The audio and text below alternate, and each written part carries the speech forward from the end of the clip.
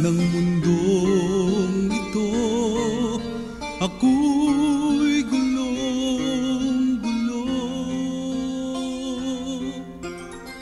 Tuburan sa panalangin, kini nga programa gimugna sa East Coast Gospel Mission, alas 6 hangtod alas 6:30 matag adlaw, aron ikaw matabangan nga maangkon ang tinuod nga kalipay, katagbawan ug kasiguruhan sa kinabuhi, ug nga kahatagan sa kasulbaran ang naghingapin nga mga kabalaka, problema, mga pangutana nga sa dugay ng panahon nakahasol pag-ayo kanimo.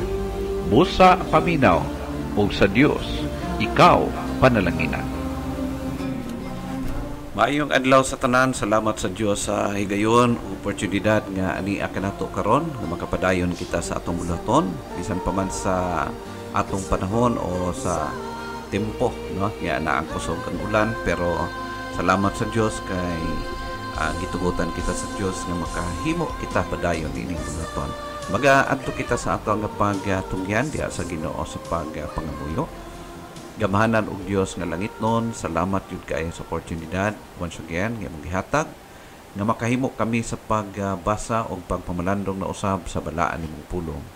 Panalangin ni o Dios ang tanan nagapaminaw karon niini nga stasyonan sa radyo o bisan pa man ang tanan naga-monitor karon o maka-monitor pa niini nga mao nga pagpamalandong diha sa mga kaygalaan sa Facebook Ginoo. Kini gitungyan uban ang paglaom nga ikaw gyud ang magagamit sa imong pulong sa pagpaabot niini ngadto sa matag usa sumala sa imong kahimayaan. Kini gitungyan diha kanimo in Jesus name. Amen.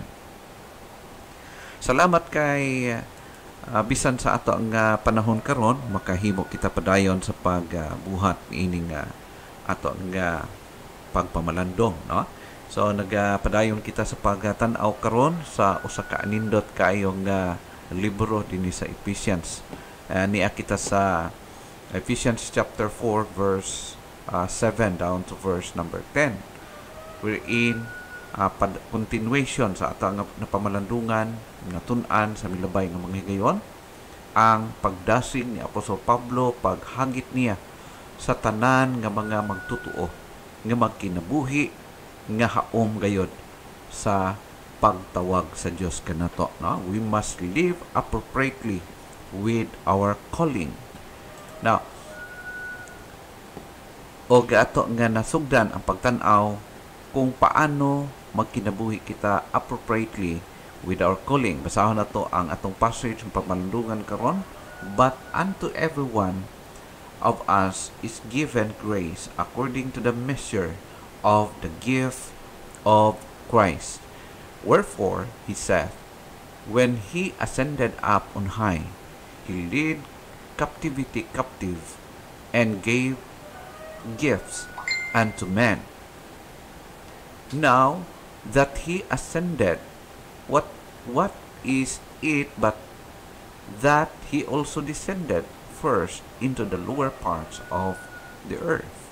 In verse number 10, he that descended is the same also that ascended afar above all heavens, that he might fill all things. Mao kini siya atong pamalandungan karon, how to live appropriately with our calling. Atong natun-an sa minglabay nga mga pagtuon from verses 1 up to verse number 3. Number 1 is by walking in unity.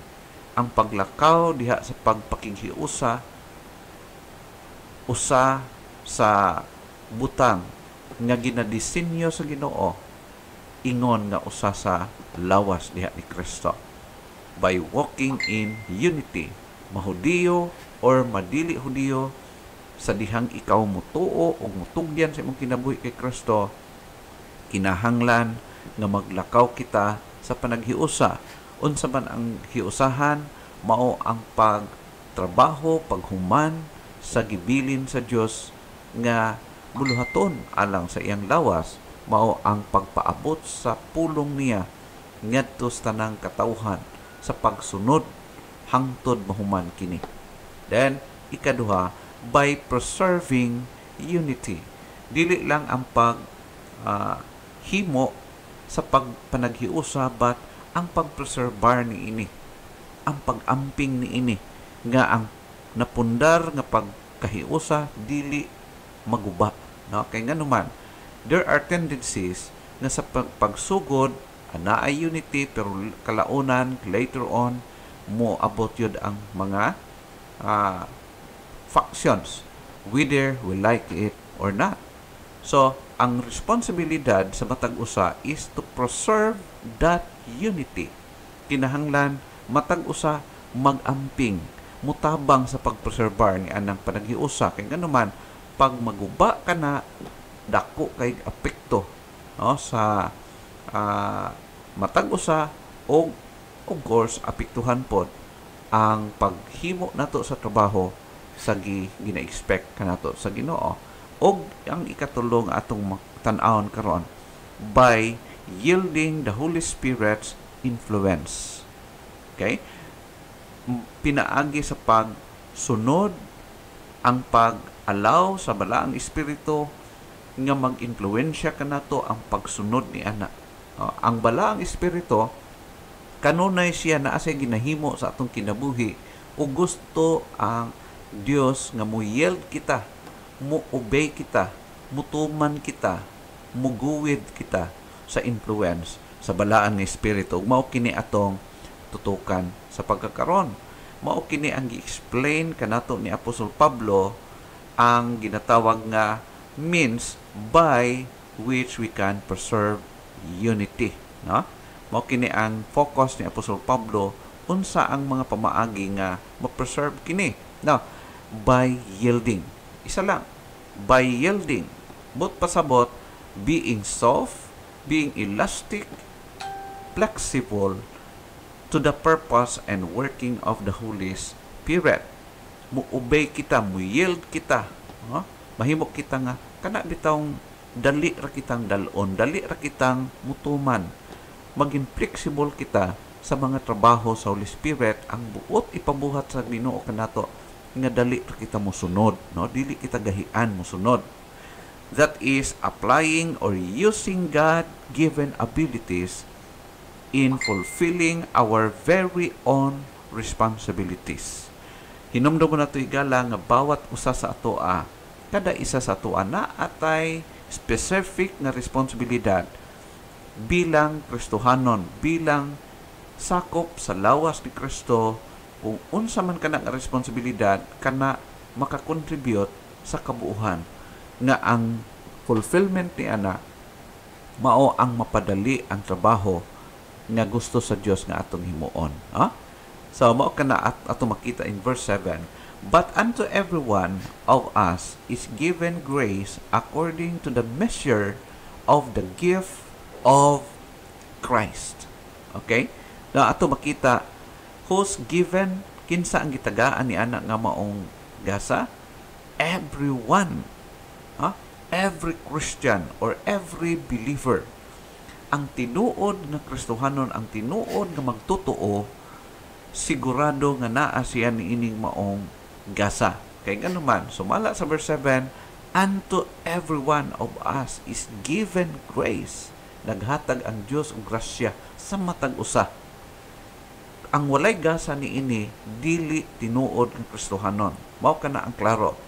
Mao na ang gisulti ni Apostol Pablo, because everyone or every Christian, every believer is given, no, giyatagaan ini maong grasya. Another thing, what's given, unsa man gihatag niya sa mga matag Kristohanon o matag magtotoo? Kaning word gift, referring to ability for service. Bawat usa sa atoa gitagaan kita og abilidad aron magamit nato sa pag-alagad. Dili ta pareho og abilidad, dili ta pareho og gasa, pero ang tanan nga gasa nga anaa sa matag usa makakontribute sa kabuuhan sa panahon nga sila mo function accordingly sa ilahang responsibilidad. Another thing, kaning word how much is given. Pila man or unsa kadaghan, unsa kadako, unsa ka ang kwalidad sa gihatag niya nga kanang ginatawag grasya or gift. Unsa? Different measures. Dili pareho. Ha? Dili pareho ang iyahang nga quality, dili pareho ang iyahang nga ability, or ada say different measures sa dihang gihatag niya kini. Wala gyoy magkapareho. Naaman siguro ang anggid-anggid, pero lahi ang iyang degree. Lahi ang kwalidad ni ana, lahi ang iyang capacity. No, mao kana siya hinumduman nato. Mo na nga dili gyud pwede nga ang atong gasa, ang atong abilidad i-compare ngadto sa uban. Kay nga naman ang Bible nagsulti nga diferensya o naay different measures ang paghatag sa Ginoo sa mga gasa sa mga matag usa. Subot pasabot, nonsense kaayo kung ang akong gasa i-compare nako sa imong gasa o ang imong gasa i-compare pud nimo ngadto sa uban. Nonsense siya. Kay ang Bible nagsulti nga dili gyud pareho, no? Dili pareho ang iyahang measure sa paghatag niya ni ana. It means spiritual gift is a God-given ability to serve the body of Christ wherever and however He may direct. Mao ka na ingon ni Charles Ryrie sa mga maalam sa balaan nga kasulatan, no? So ang espirituhanong nga gasa gihatag kini sa Ginoo, dili kini nagikan kanato. O kana nga gasa gihatag sa Dios kanato aron nga magamit nato ng abilidad aron nga mapurso ang trabaho o mapreserbar ang panaghiusa diya sa iglesia. Okay? Now, God does not give each Christian the same measure of grace or ability. God give this ability to different individuals differently. Mao kana dapat nato masabtan nga lahi gyud ang gasang gihatag sa Dios kanako, lahi pud ang gasang gihatag niya kanimo og sa uban nga mga tao. Pero lahi-lahi man ang gasa, lahi-lahi man ang measure ni ini, pero pareho siya nga dapat gamiton sa usa ka tunong nga humanon ang trabaho nga gibilin sa Dios. Sumala pa sa mga passages sa Romans chapter 12 verse 4 nag-ingon, "For as we have many members in one body, and all members have not the same office." Dili man tanan pastor, dili tanan maayo manulti, dili pod tanan maayo sa ano, lahi depende sa gasa nga hatag sa Dios kanato. Huh? Pero ingon siya dinhi, sama sa usa ka lawas nga lahi ang iyahang part. Lahi ang kamot, lahi ang tiil, lahi ang iyang mga kulumagko, kumingking, lahi ang iyang mga part sa body, no? Lahi ang function sa mata, lahi ang function sa baba, sa ilong, sa dalunggan, no? Mao kana siya ato makita. Pero ato makita tanan kita sakop diha sa lawas. So kitang tanan dili parehong office kung magisgutag trabaho. So we being many are one body in Christ, and everyone members one of another. Everyone member siya sa matag usa o connected siya sa matag usa, ingon nga usa sa lawas ni Kristo. In verse number 6, "Having then gift differing according to the grace that is given to us, whether prophecy, let us prophesy according to the proportion of faith." So ato makita so on and so forth.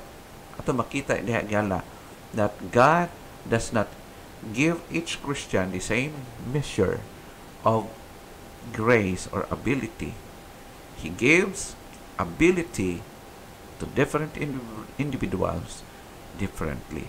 Mo na dapat nato masabtan nga lahi gid ta. So do not compare your gift, your ability to others, because gihatag ka na sa Dios differently, no? Lahi ang measure. Ingon sa 1 Corinthians chapter 12 verse number 4, "Now there are diversities of gifts." Klaro kayo, diversities of gifts, but the same Spirit.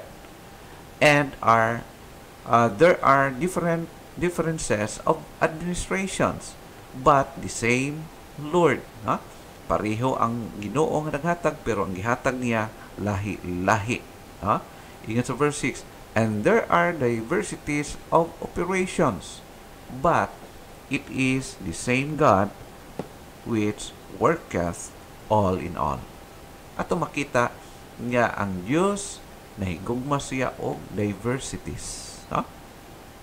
Pero ni anang tanan, kapasidunggan siya og ma-fulfill ang iyang gusto ma-fulfill pinaagi sa iyang pagbulotan. The following are the spiritual gifts. Some are temporal, some are permanent gifts. Now, atong hinamdomon higala nga akong gi-mention earlier nga ang matag Kristohanon gihatagan sa Dios og gasa. O kana nga gasa, lahi-lahi iyang measurement, lahi-lahi ang iyang ability, lahi-lahi ang iyang capacity, lahi-lahi ang iyang effectivity toward kung magtrabaho siya. Busa, nonsense, na i-compare na to atong ability sa uban, kay nga naman, ang bad effect ni ana, mo create siya ang conflict once nga i-compare na to ang atong pagkakita ngadto sa uban. Ang focus na to is gamito na to ang gihatag sa Dios kanatong oportunidad o trabaho para sa kahimayaan lamang sa atong Ginoo. Naay mga example din sa mga spiritual gifts, ang uban ni ini mga temporal, ang uban mga permanent.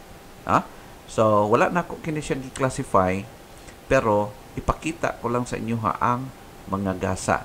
Now, ato makita na ginatawag og gift of administration. Nag-refer siya, the ability to help steer the church or a ministry toward successful completion of God-given goals with skills in planning, organization, and supervision. Naa siya, naay mga taong giyatagan dyan sa Ginoo, maayo din siya sa administration, and we cannot deny it. Ikaduha, hatag po siya og apostol, a person o mao katong nag-una ka nato mga apostoles, sila ang naga-start, sila ang naga-adto sa lugar, naga-abli ang mga trabaho. Dili sila magakahadlok, way kaulaw nga mo paabot ni ini ngadto sa uban. Mabasa nimo kana kung masundan nimo gala. So na makita kini sa ato ang video, So discernment, the wisdom to recognize truth from untruth by correctly evaluating whether a behavior or teaching is from God or another ungodly source. Naa siya kabalo siya, naay mga hawod ni ini. Gasa nga gihatag sa Ginoo kanila.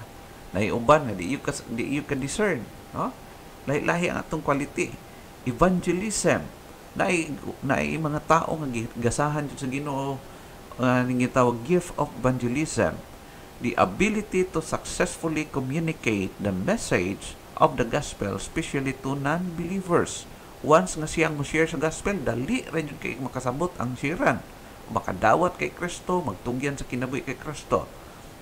So, naigon ana, naigitong gift of exhortation. Means competence in offering encouragement, comfort, and support to help someone be all that God wants them to be. Dahil maayagod sa exhortation. Pag bisag unsa pa kabugat ang problema sa usa ka person, once maistorya niya, mugaan o makuan siya, ma-encourage siya. Pag wala ka ni ini nga gasa, once moduol kang problematic ka matiwasan pa nimo, masamutan pa. Do not attempt. Pag dili ka na mo imong gasa, naagay mga specific person or individual believers nga gitagaan sa Ginoo ni ana. Nanay ginatawag og gift of faith. Mga tao nga kaya niya mutuo bisang wala o materialize ang iyang gihandom gikan sa Ginoo. Gift of faith. Naa siya ni ini. The only thing na ay mga panahon nga wala niya gi-exercise. Gift of giving. Giving, those who have this gift are particularly willing and able to share what resources they have with pleasure and without the need to see them in return. or ato makita na yung mga tao nga willing nga mo share, nga wala siya nag-expect o return, no? So for the glory of God, naa siya talagsara na naapon na siya nagasa o bulahan ang tao nga naa ni ana. Kay nga naman, of course, i-bless gina sa Ginoo ang giver.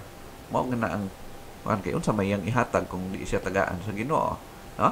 So mao kana siya. Of course, wala man, dili man nagpasabot nga ang naaray gasa ni ana gisugo sa paghatag, but all believers are encouraged to practice. Lamang naagi ginatawag mo igsil gyud sa giving. Now, healing. Mao kini ang gasa nga gihatag sa Dios sa unang panahon sa mga apostoles, gigamit sa Dios aron nga ipadayag pod pamatud-an nga sila tinuod ng mga apostol or mga katawhan sa Ginoo. Huh?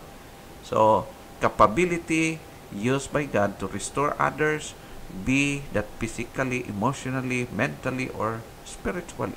Healing. No? Helps. Gift of helps.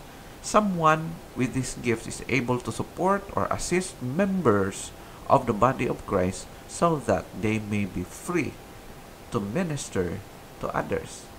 Kana bitaw matinabangon. Dili na kailangan sultian. Abtik mo cooperate o mo kuanday mo paluyo dayon, no? Hospitality, a natural ability to make people, even strangers, feel welcome in one's own home or church as a means to disciple or serve others or serve them. Hospitality na ang mga tao nga kanang hospitable kaayo. Pag makaabot ka sa ilang balay, at imanon ka o ma-feel nimo nga welcome ka o ganahan ka magbalik-balik, no?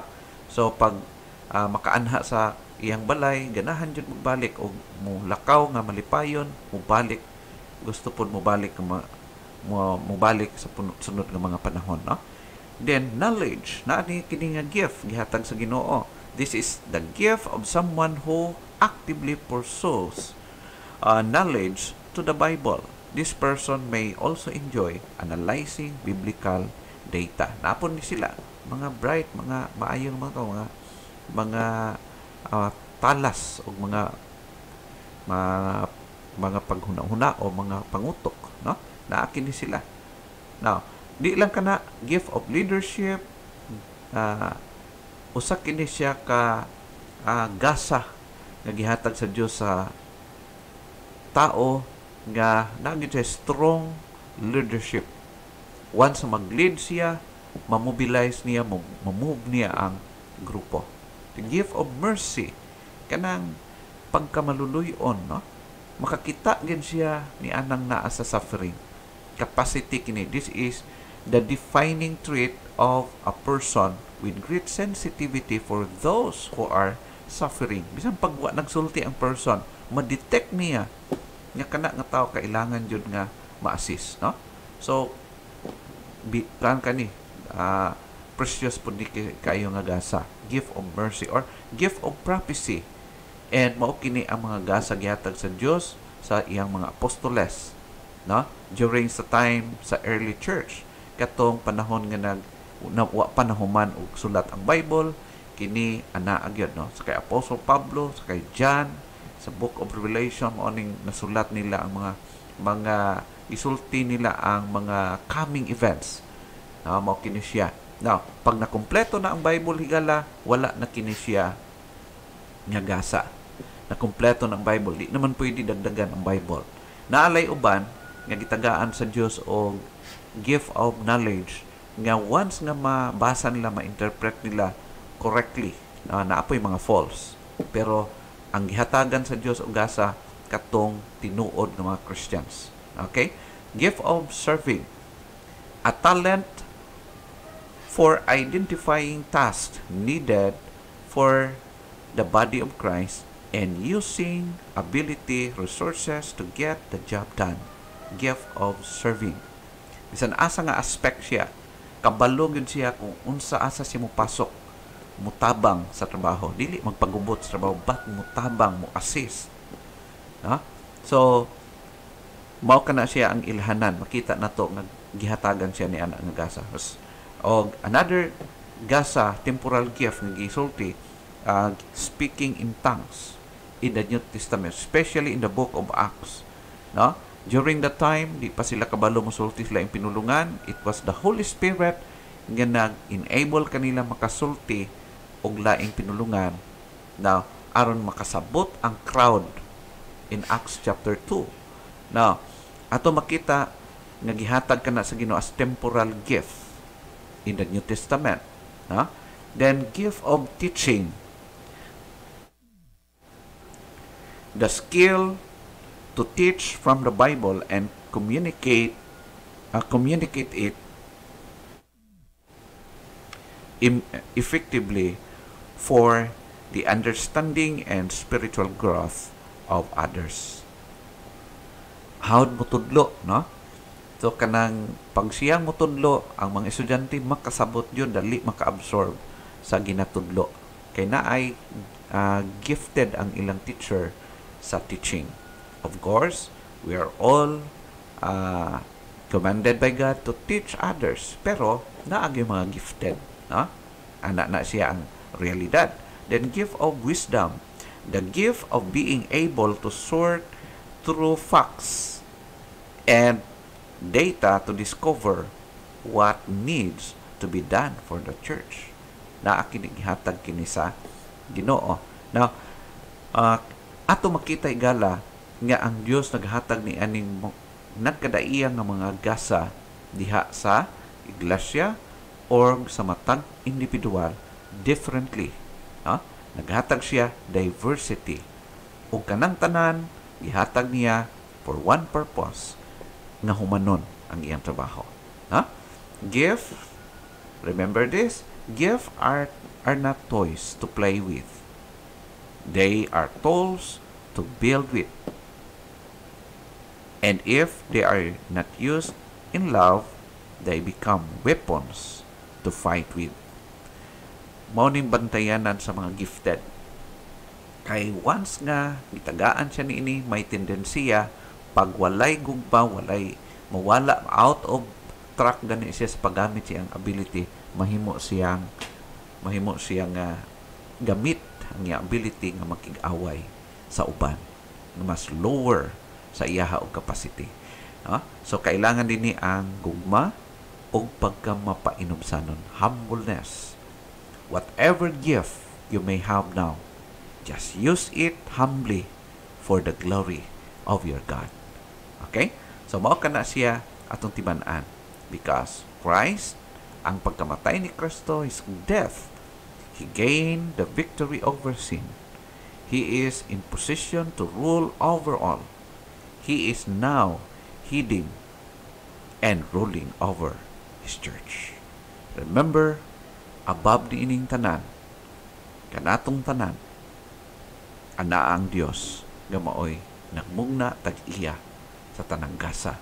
O gusto niya nga kana nga gasa ganito na to para sa iyang kamayaan. We must live appropriately with our calling. Unsa ang tawag sa Dios kanato, magkinabuhi sa panaghiusa, o kanang panaghiusa atong i-preserve, o padayonon na to sa pagbuhat. How to live appropriately with our calling? By walking in unity, by preserving unity, and number 3, by yielding the Holy Spirit's influence. Just follow the Holy Spirit's leading sa atong kinabuhi. May God bless His words in our hearts. Thank you so much, and God bless you all.